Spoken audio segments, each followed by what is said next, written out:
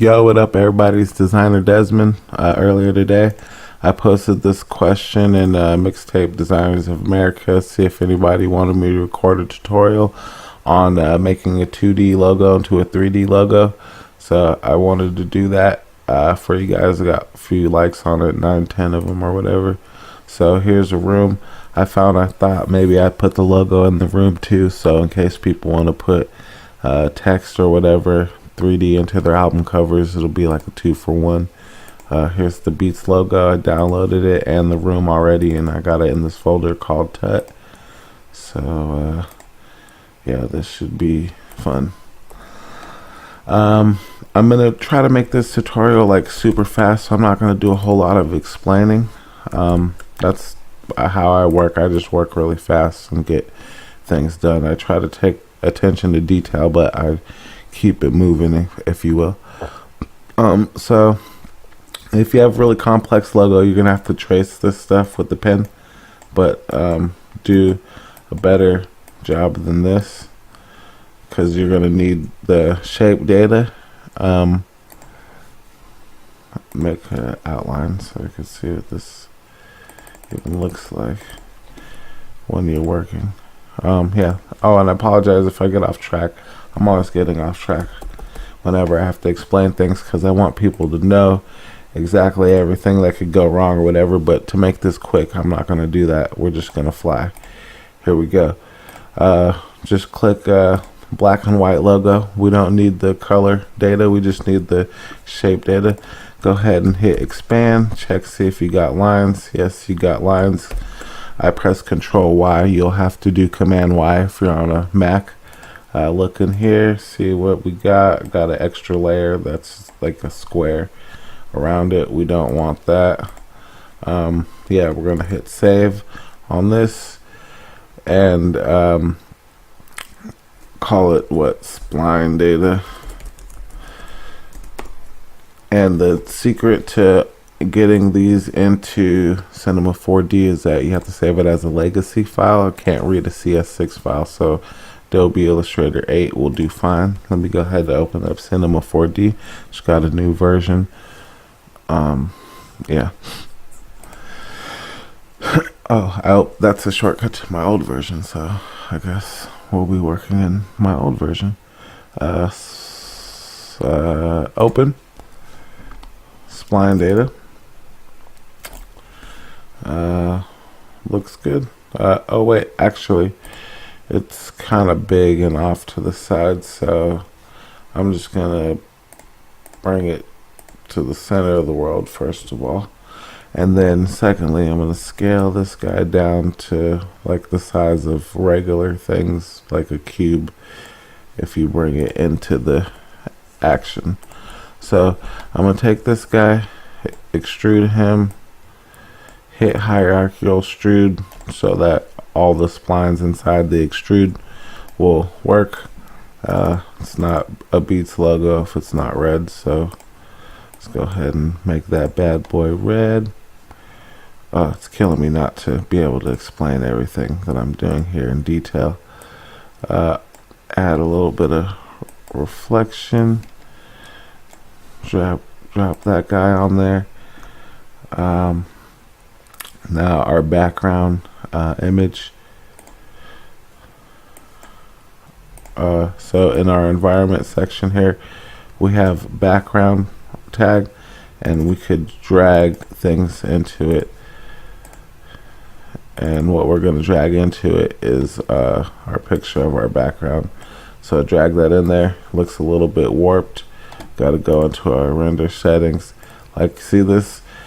If your background image settings aren't the same as your output, you're going to get warped. I got to explain something. Some people will be completely lost. Some people will know automatically what to do. So click on your image and look at what size you have. 1600 by 959.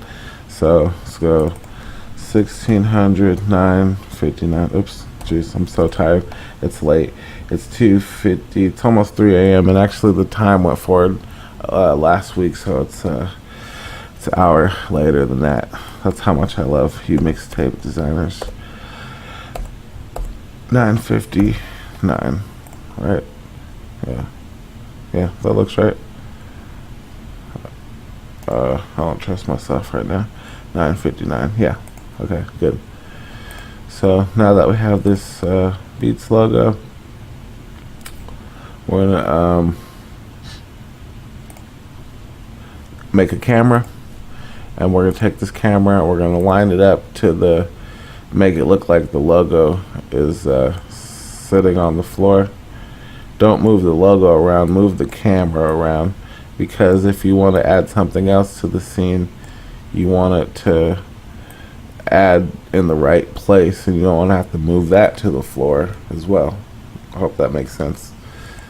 Back up a little bit, because I would put things in the scene back here. Alright, I think this right here looks kind of good. Let me click this guy, move him around. Looks like it's sliding on the floor there. Looks like it's sliding on the floor there. Let me get something square. Nah, looks like it's floating above the couch just a little bit. Alright, go move this around. And down. Okay, boom.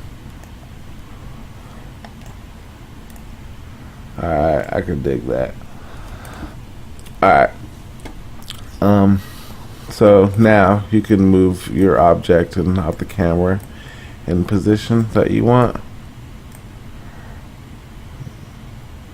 We'll give this bad boy some depth. 50. Yep. Good. Hit render. Oh, right. So one thing that makes things look really real is lights and shadow. So area light, turn the sky 90 degrees, hit our orthogonal view button so we can see everything. I'm pressing O to show the whole object or whatever you have selected in your view. And now that we have the camera lined up, let's set them a 4D protection tag so that we can't move our camera anymore and mess things up. So back to the issue, our light here, we're gonna make our light go right above our object. So I'm just gonna zero out the PSR, position, scale, rotation, just so I get it right in the same place that the logo's at, and then I'll rotate it and then bring it above it and then make it a lot bigger, and then rotate it again to get it in alignment with me, bring it forward to get it on the face of it, and then I'm gonna turn on the shadows, area shadows, hit render again.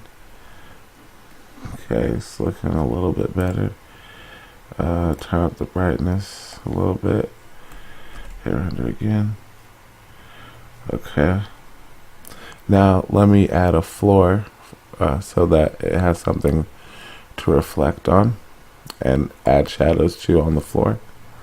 So on this plane, press O in our side view so that we could get it directly on the floor.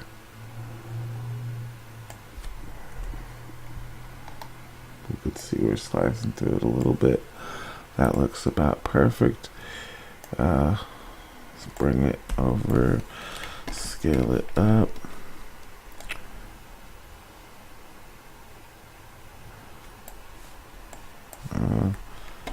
Could just scale it up as big or small as you want, really. Well, actually, let's just waste not, want not, right?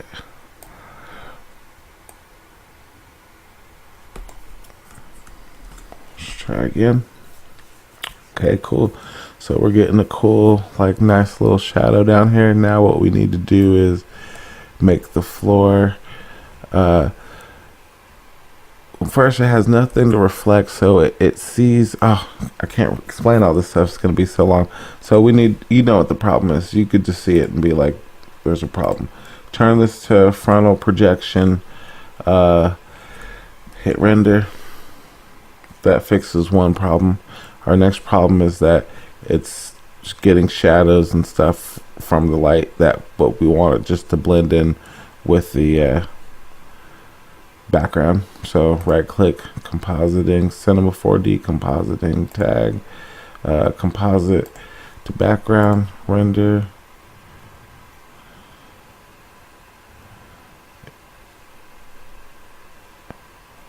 Yeah. We don't want it to cast shadows, just looking at the stuff in there, but I think that's all that we need. Now we need to turn on some ambient occlusion.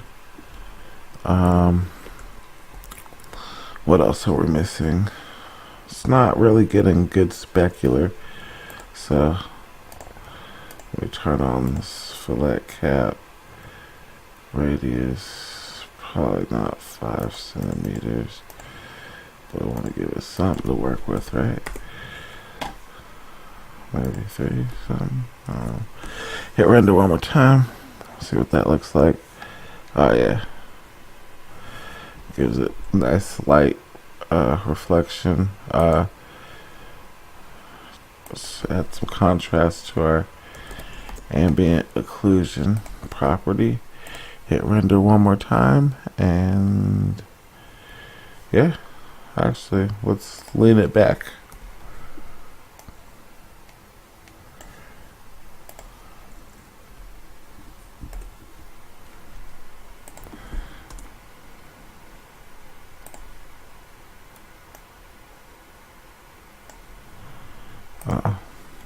Thanks for letting me know my phone is charged, bro.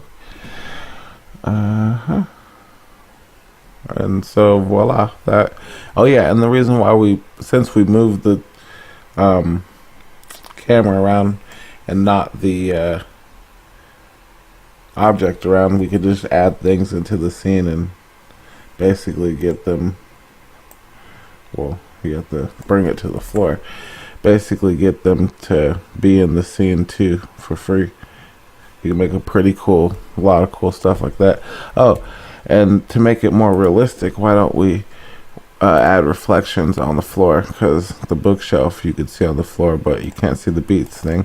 And it's very simple. You just add the reflection to your background material, but not that much. Maybe like 22 at the most if you want it to be super noticeable and glossy, like the background. Actually, dang, more. The background's really on hit.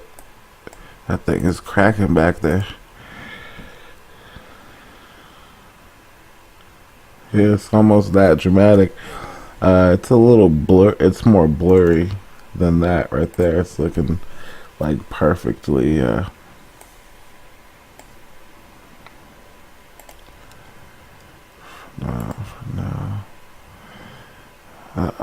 Where the heck is my blurriness at?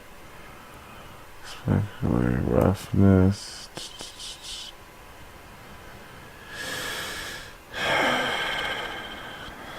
What in the heck? Why am I drawing a blank on? It is so late that I can't even figure out. It's like 4:07. Jeez, I can't even remember where my blur. How to blur my reflection, but it's such a basic thing to do. Attenuation, reflection strength. Right. I almost feel like it should just be a slider that's right here. Global brightness. For now, color.